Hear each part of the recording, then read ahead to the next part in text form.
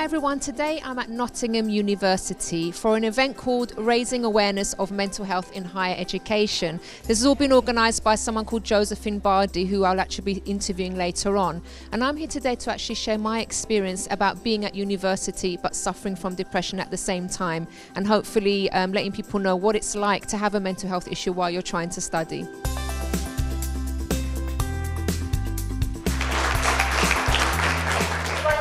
A background about me first. I'll be speaking mainly about what it's like to have a mental health issue while you're at university, while you're studying. So I developed depression when I was just 16 years old, and I think that was one of the worst times for me because it's like my dad was just like, I don't know what to do with you anymore, I don't know how to help you. I thought I was on a mission now. I need to talk to people, I need to talk to people with depression, I need to let people know about how they can recover, and that recovery is possible, and or like if they are going through something, they can talk to someone, because I met a lot of people there as well that have been through the same thing, so I didn't feel alone anymore. And I think one of the worst things is actually feeling like you are the only one that has these issues. That's the horrible feeling. So it's really, really important that we also encourage students to think about maybe why, or help them to understand the roots of what the issue is.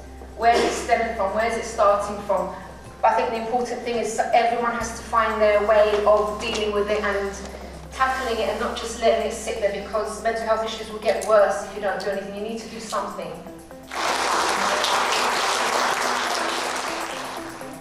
So everybody, this is Josephine Body, who's the brains behind this event today and who organised everything in a very short space of time, but worked out so well. Josephine, how are you? Tired. Can you imagine? Really happy. Tell us a bit about your background and why you decided to put something like this together. I'm a mental health nurse, and just before I started the mental health nursing, I sustained injuries to my back and my neck. And so I can call myself, I don't know, someone with a mental health issue, because when I'm in pain, I experience the same symptoms that people with diagnosis will experience.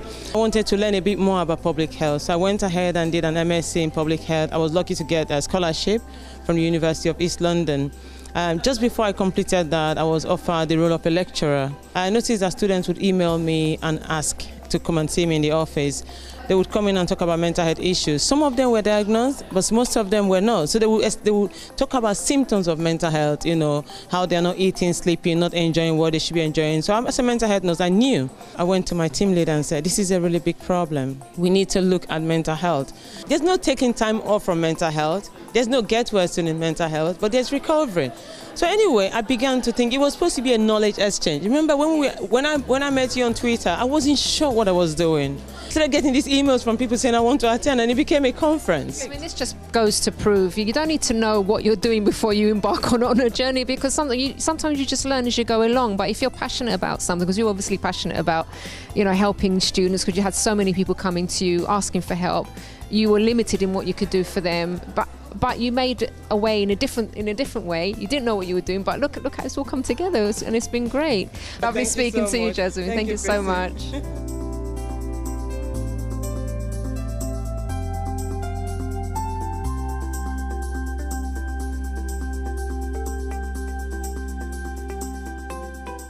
So this is Fabien, everyone, and she works in the French department at the Bristol University. So Fabien, thanks so much for speaking to us today. Tell us why you're at this particular event today.